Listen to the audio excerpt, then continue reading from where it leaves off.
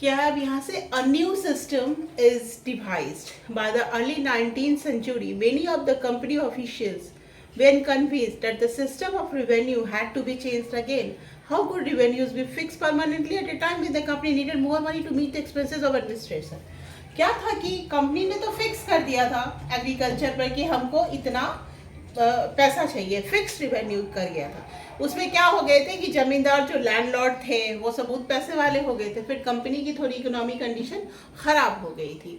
तो फिर उन्होंने एक मीटिंग किया कि हम लोगों को अब अपना रिवेन्यू बढ़ाना चाहिए, हमको अपने रिक्वायरमेंट के हिसाब से ज़्यादा, वी रिक्वायर्ड मोर मनी।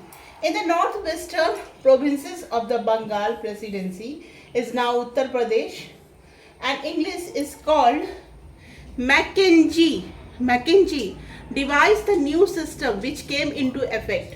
ये है हमारा मैकेंजी, मार्क नहीं है, मैकेंजी है। Device the new system which came into effect 1822 में, 1820 में इफेक्ट हुआ था। He failed that the village was an important social institution in North Indian society and needed to be preserved. Under his directions, collectors went from village to village, inspecting the land, measuring the fields, and recording the customs and right of different group. The estimated revenue of each plot within the village was added up to calculate the revenue that each village mahal had to pay. This demand has to be revised periodically, not permanently fixed. The charge of the collecting revenue and paying it to the company was given to the village headman, and rather than the jamindar. This system came to be known as the mahalbari settlement. इन्होंने क्या बनाया था? Mahalwari settlement. क्या था कि north west provinces Bengal का, जो कि अभी हम लोग उत्तर प्रदेश के नाम से जानते हैं, एक अंग्रेज आए, दैट इज मैकेंजी। उन्होंने नया सिस्टम भी बनाया जो कि 1822 में से इफेक्टिव हो गया। He felt that the village was an important social institution in North Indian society and needed to be preserved. Under his direction, collectors went from village to village. से कलेक्टर जा रहे थे जो पैसा कलेक्ट करते हैं और लैंड को इंस्पेक्ट कर रहे थे। पहले था कि इतना लैंड है, कुछ भी है, इतने ही पैसा दे रहे थे। तो अब तुमको 50 कट्ठा जमीन है तो तुम उसके हिसाब से दोगे ना, जिसको जितना रहेगा और कितना तुम्हारा उसमें से अन्न उपजता है ना, उसके हिसाब से। तो रिवेन्यू ऑफ ईच प्लॉट, सारे प्लॉट का रिवेन्यू उन्होंने कैलकुलेट किया कि किसमें 10 रुपया मिलेगा, किसमें 50 रुपया मिलेगा, और calculate revenue that each village मतलब यहाँ पे महल से है, हैड टू पे, जो भी है। लेकिन वो पे this demand was to be revise, और उसी जो चीज़ है ना वो चेंज भी होगा समय के साथ। और वो जो दिया किसको जाएगा? विलेज के जो हेड मैन जो होते हैं, जमींदार, उसको दिया जाएगा। और इसको क्या बोलेंगे हम लोग? महलवारी सिस्टम। पहले जैसा नहीं है कि रिवेन्यू फिक्स होगा और जमींदार उतना ही कंपनी को देंगे। अब एक आदमी जाएगा, कैलकुलेट करेगा, जितना बोला जाएगा उतना पैसा हेडमैन ऑफ द गांव या विलेज को देना पड़ेगा। ठीक है, अब आते हैं मुनरो सिस्टम। मुनरो सिस्टम क्या है? In the British territories in the south there was a similar move away from the idea of permanent settlement. The new system that was, जो कि मैकेंजी के द्वारा बनाया गया था, वो that was devised came to known as a ryotwari. It was tried on a small scale by a Captain Alec. उसको हम लोग रैयतवारी, रैयत शब्द मैंने तुमको बोला था ना, जैसे हमारा ज़मीन होता है उसको उपजाने के लिए देते हैं, और जितना पैसा, जितना मान लो कि 100 रुपया का अनाज है तो 20 रुपया रखेगा, 80 हमको देगा, या 30 रुपया रखेगा, इतना देगा। वो डिपेंड करेगा कि हमारा टर्म्स एंड कंडीशन क्या क्या है। It was tried on a small scale by a Captain Alexander ने लगाया। Read in some of the area that were taken over by the company after the wars by Tipu Sultan, subsequently developed by a Thomas Munro. This system was gradually extended over South India. उसके बाद उन्होंने एक नया system ryotwari का लगाया। किसने लगाया? Thomas Munro. और ये कब लगाया था? जब टीपू सुल्तान के मरने के बाद। Read and Munro felt that, इन्हीं के नाम से ये मुनरो सिस्टम बना था, थॉमस मुनरो के नाम से। Munro failed at the south there were no traditional, वहाँ पे कोई जमींदार होते नहीं है। The settlement they worked had to be made directly with the cultivative ryots who had tilled the land for generation. Their field had to be carefully and separately surveyed before the revenue assessment was made. Munro thought that the उनके field, वहाँ पे कुछ जमींदार type का ऐसा कुछ नहीं होता था, जो कल्टीवेट करते थे लैंड, जिसको रैयत बोलते थे, वो अपना केयरफुली अच्छे से करते थे उनके काम को। उन्होंने उन्हीं से हमारा रेवेन्यू का असेसमेंट या कैलकुलेशन करना होगा। तो उसके लिए इन्होंने क्या किया,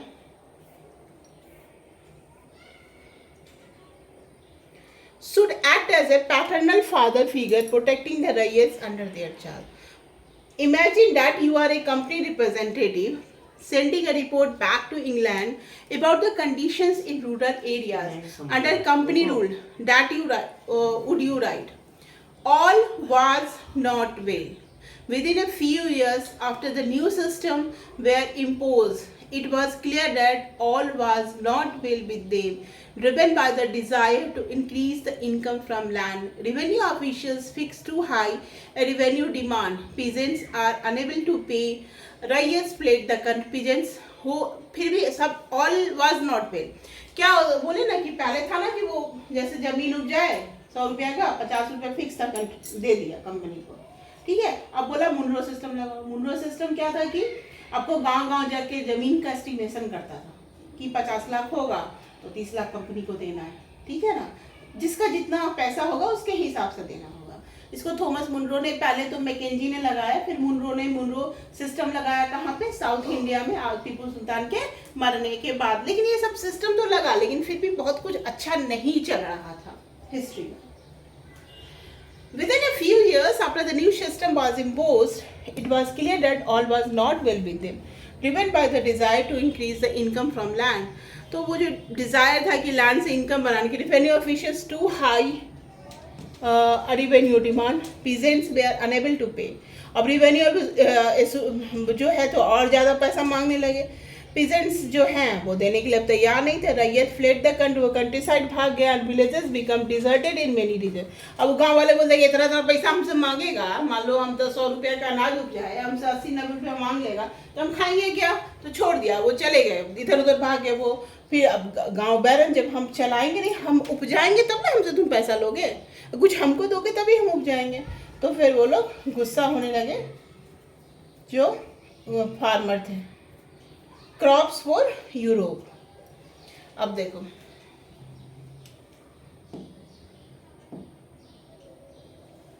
the British also realized that the countryside would not only yield revenue, it could also grow the crops that Europe required. By the late 18th century, the company was trying its best to expand the cultivations of opium and indigo. In the century and a half that followed, the British pursued or forced cultivators in various parts of India to produce other crops.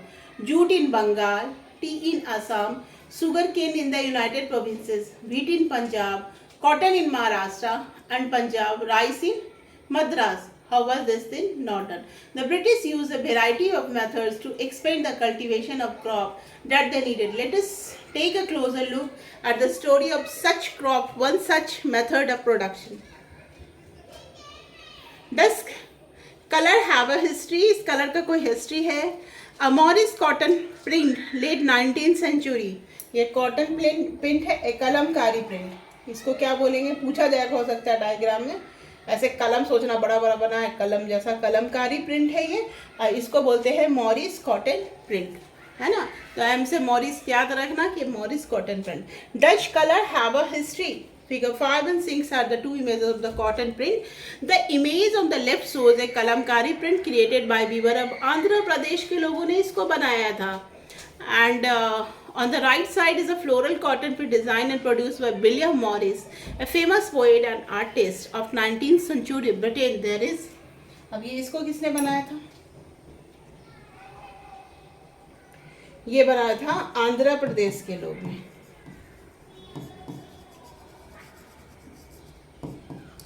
People. और ये कौन बनाया था? आंध्र प्रदेश सुने दे, William Morris.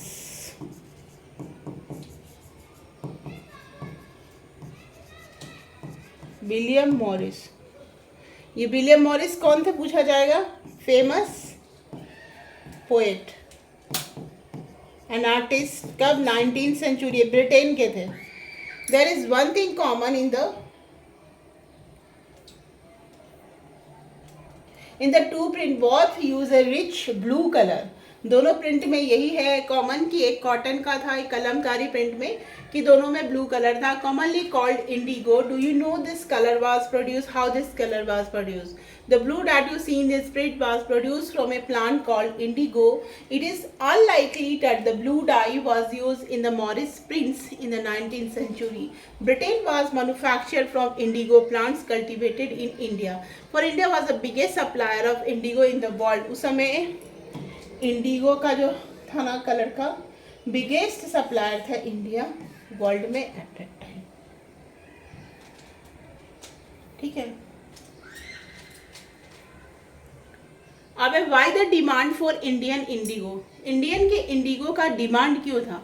The Indigo plant grows primarily in the tropics. By the 13th century, Indian indigo was being used by cloth manufacturer use करते थे France and Britain to dye cloth.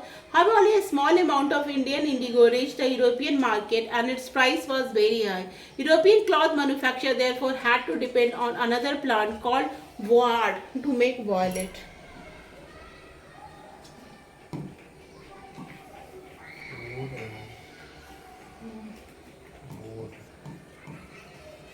To make violet, and the blue dyes being a plant of the temperate zone. तो blue dyes कहाँ का था? Temperate zones. ठीक है। Wood was more easily available. It was grown in northern Italy, southern France, and in parts of Germany and Britain. Worried by the competition from indigo, wood producers in Europe pressurized their governments.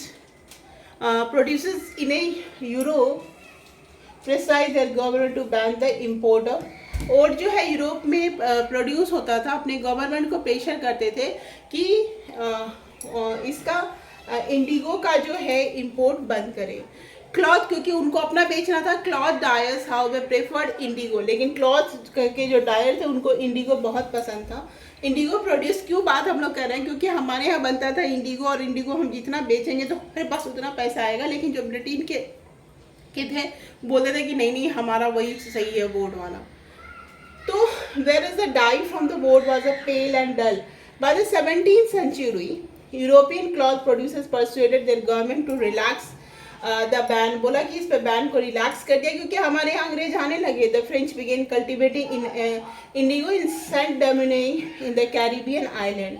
The Portuguese in Brazil, सब जगह हाँ, Portuguese in Brazil, the English in Jamaica and the Spanish in Venezuela. Indigo plantations also came up in many parts of North America.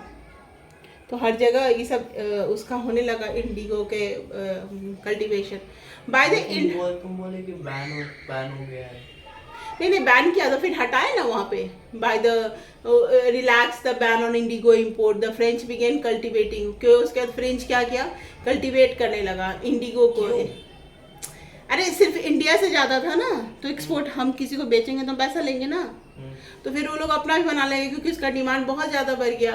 और French वाले बोलते, वो British वाले बोलते थे कि हमारे यूज़ करो, मत यूज़ करो, कि हमारे से जाएगा तो हमारे पास पैसा आएगा। जो चीज़ तुम जितना यहाँ पे बना के यूज करके, मान लो तुम 10 रोटी खाते हो, 20 रोटी बनाए 10 को बेच दिया तो तुम्हारे पास पैसा आएगा ना भाई, है ना। तो वैसे ही हम लोग यूज करने का उसको एक्सपोर्ट कर देते हैं।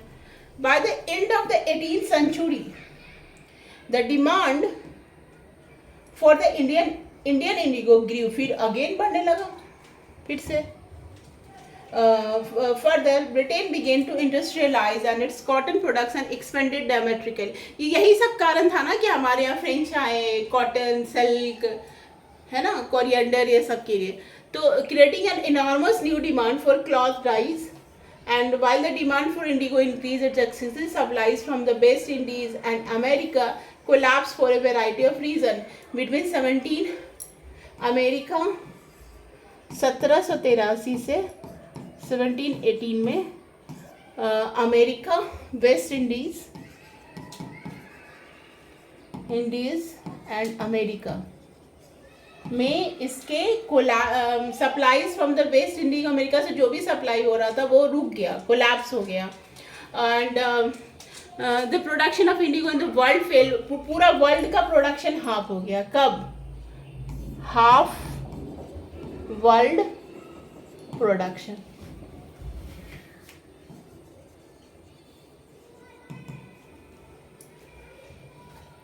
Britain turns to India.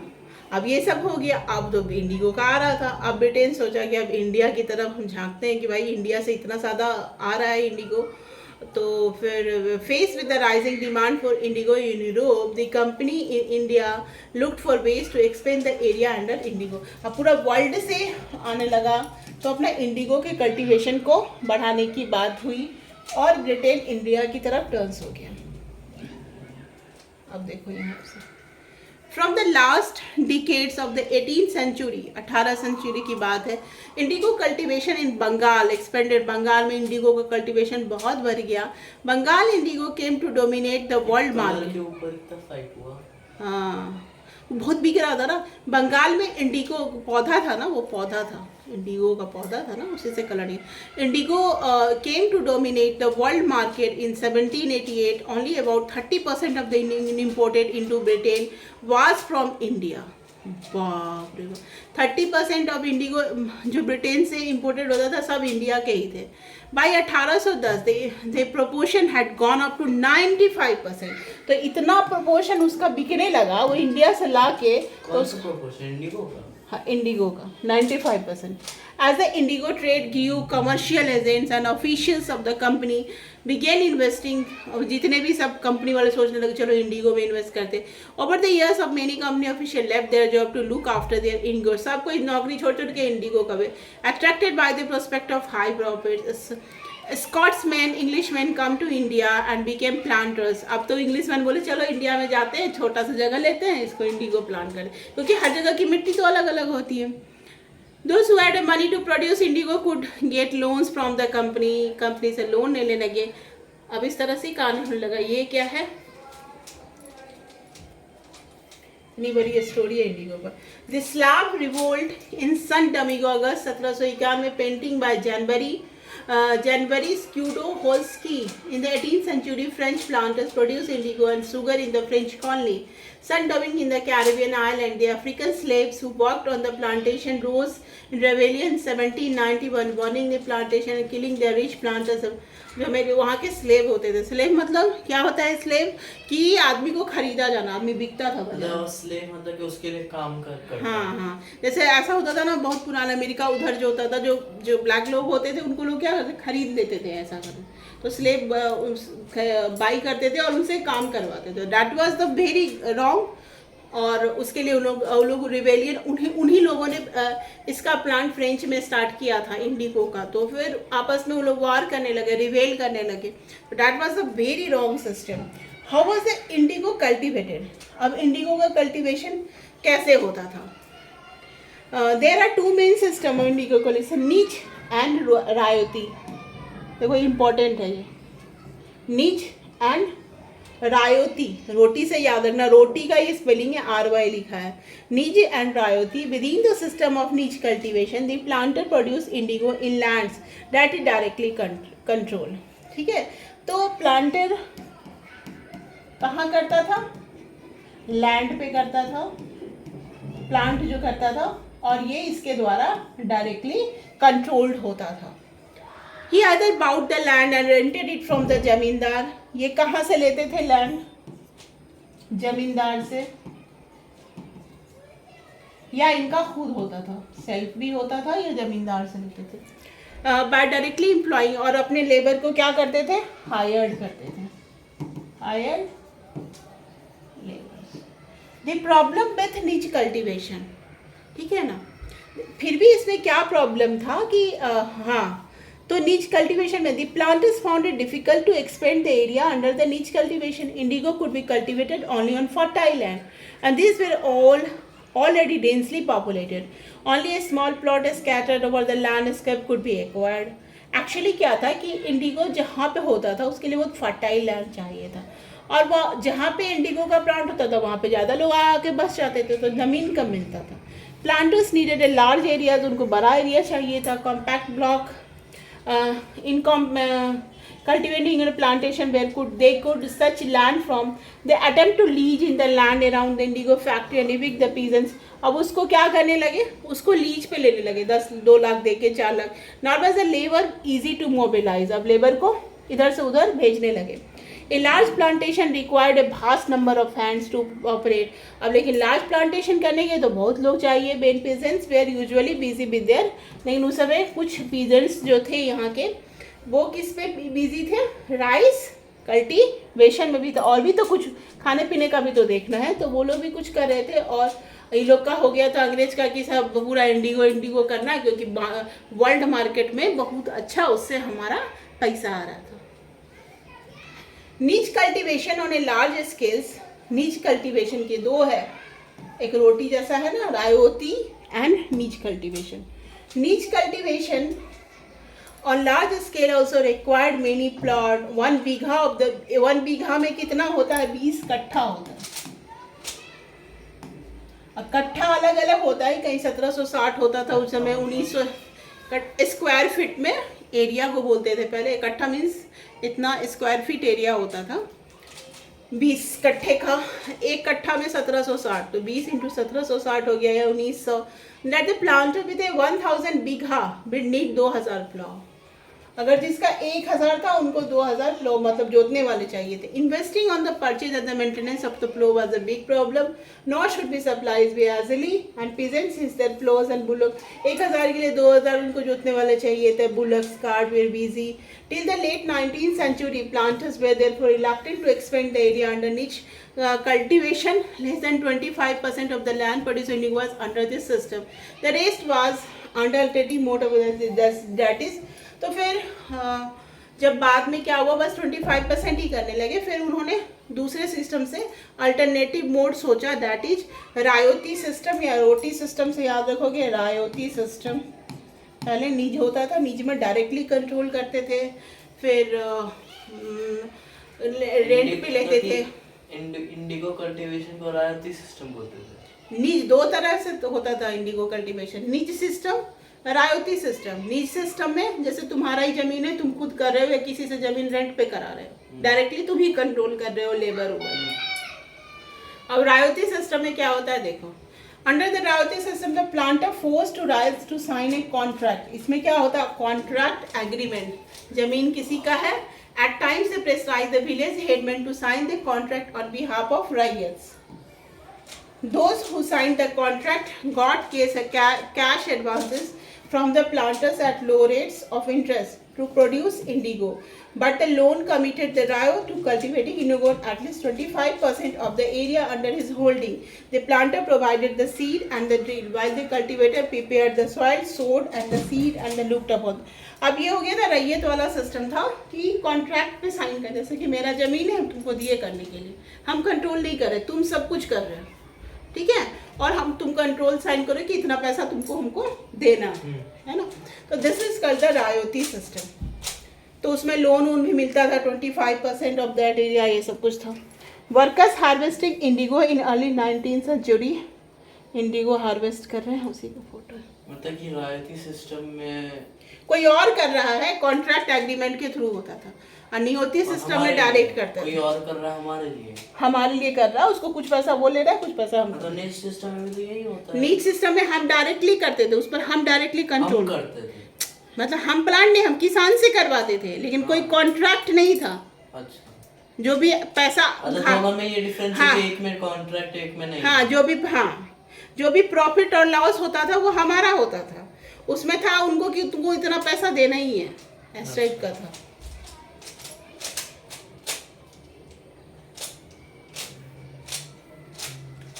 अब देखो फोटो है, an indigo factory located near Indigo Feld painting by William Simpson 1863.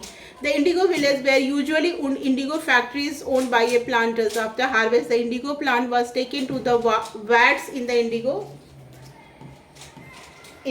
factory. 3 or 4 vats were needed to manufacture the dye. Each vat had a separate function. The leaves stripped of the indigo plant were first. Leaf हम लोग indigo plant से निकालते थे, उसको सोक करते थे in warm water in a vat known as the fermenting or a steeper vat. उसको हम लोग वार वाटर में सोक for several hours रख देते थे पानी में. And now when the plants fermented, the liquid began boil और bubble हो जाता था. पानी में रख दिए, फर्मेंट हो गया, फिर उसको बॉयल किए into the another vat. Another मतलब बर्तन में डाल देते थे. That was place just below the first vat, मतलब फर्स्ट वेट के नीचे रखा रहता था. In the second vat the solution was continuous stirred and beaten with stirred करते थे और पैलेट से बीटन करते थे. When the liquid gradually turn green and then blue, पहले ग्रीन होता था then blue. Lime water was added, lime water मिलाते थे उसमें. Gradually the indigo separate out in the flakes. A muddy sediment settled in the bottom of the vat. क्या करते थे, plant लेते थे, वैट माने बर्तन बड़ा सा जो होता था ऐसा बन के आता था, ऐसा उसमें रखते थे, ठीक है, पानी में फर्मेंट हो जाता था, बदबू जैसा नहीं होता, कुछ कुछ आने लगता है. उसके बाद उसको बॉईल करते थे, बबल निकलता था, जब ग्रीन और कलर वगैरह आने लगता था फिर उसको रख के ठंडा करके दूसरे उसके बगल वाले बैट में डाल देते थे. फिर उसको पैडल से मार के उसको बना लेते थे और उसके बाद इंडिगो कलर फ्लेक्स के रूप में सेपरेट कर लेते थे. Muddy sediment settled at the bottom, muddy गंदगी नीचे बैठ जाता था. Liquid was drained off and the sediment in indigo pulp transfer to another vat, और लिक्विड सेटल्ड हो जाता था and then pieced and dried for, उसके उसको सेल कर देते थे. Here you can see the last stage. और पूछा जा सकता है कि हाउ द इंडिगो प्रोडक्शन, बहुत important.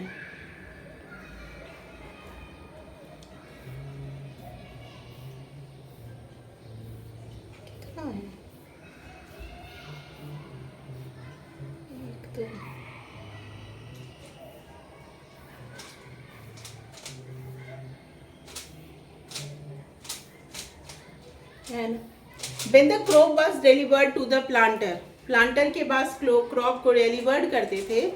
After the harvest new loan was given, है ना. जब प्लांटर बोले चलो भाई हो गया इंडिगो का, फिर तो जो प्लांट करता था उसको डाल देते, फिर नया लोन लेते थे, क्योंकि उन लोग तो गरीब थे, उनके पास पैसा नहीं रहता था ना. तो कॉन्ट्रैक्ट, जैसे हम कॉन्ट्रैक्ट साइन किया, हम 4 वर्कर को रख लिए, 4 वर्कर ने उपजा करके हमारे पास दिया, फिर हमसे लोन लिया, फिर ये सिस्टम चलता. Peasants who were initially tempted by the loan soon realise how harsh, लेकिन लोन उनको आसानी से मिलता था, लेकिन बाद में उनको समझ में आया कि लोन लेना कितना बुरा बात है. How harsh, very low and cycle of loans ने, वो साइकिल लोन कभी ख़त्म ही नहीं होता. There were other problems too the plant usually insisted that indigo be cultivated on the best soil in which the peasants prefer, best soil में होता था. तो उसके बाद after an indigo harvest the land could not be sown with the rice, तो land में indigo harvest के बाद राइस के लिए यूज़ नहीं होता था. अब आया the blue rebellion and after. तो ब्लू रेबेलियन क्या था? इन मार्च 1859, 1860 से 1 साल पहले की बात है, 1857 में क्रांति हुआ था, 2 साल बाद उसके. Thousands of ryots in Bengal refuse to grow, बहुत सारे बोले नहीं नहीं हमको अब इंडिगो नहीं उपजाना. As the rebellion spread, ryots refuse to pay rent, अब उनको वो लोन देने लगे, रेंट का पैसा होने लगा. And attack indigo factories armed and sword and spears was and, indigo factory पे अटैक करने लगे. अब हमसे नहीं होगा, हमको लोन में फंसा दिया और हमसे इतना ज़्यादा पैसा मांग रहे हैं. Women turn out to fight with pots pan, women भी लड़ाई करने लगी. Kitchen supplement these who worked for the, इसको बोलते हैं ब्लू रेबेलियन. कब हुआ था ब्लू रेबेलियन बोलेंगे, कब हुआ था? 1859 में बंगाल में हुआ था. वो इसमें रायोट्स लोग, जो रायोट थे वो रिफ्यूज़ कर दिए कि अब हम नहीं इंडिगो को प्लांट करेंगे. औरत लोग भी लड़ाई करने लगी. Who came to collect rent were beaten, अब जो रेंट लेने के लिए आता था उसको मार पीटी करने. Ryot so they would strong men maintained by the, why did the indigo peasant decide that they would no longer remain silent?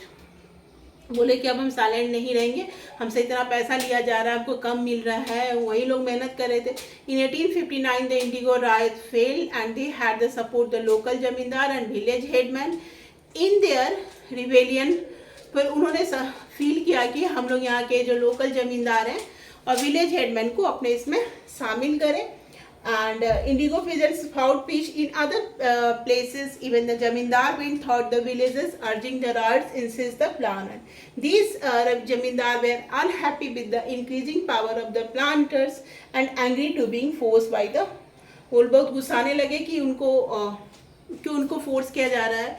The indigo peasants also imagined that the British government could support them in their struggle against the planter after the revolt of 1857 के revolt के बाद वो लोग सोचने लगे कि क्या पता हम लोग हो सकता है ब्रिटिश गवर्नमेंट हमारा हेल्प करे, क्योंकि हमको प्लांटर को बहुत ज़्यादा पैसा देना पड़ रहा है, रेंट देना पड़ रहा है। इसलिए द लेफ्टिनेंट गवर्नर टॉड the reason in the winter of 1859 the riots saw the tour is a sign of government sympathy of their plight. When in Barsat, the magistrate Asle Eden issued a notice that the riots could not be compelled to accept indigo.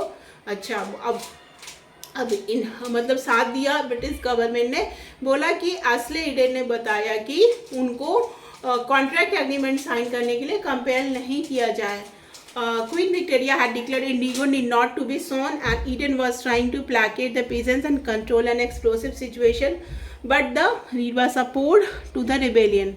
As the rebellion spread, intellectuals from Kolkata rushed to the indigo district. They wrote the misery of the riots, the tyranny of the planters, and the horror of the indigo system.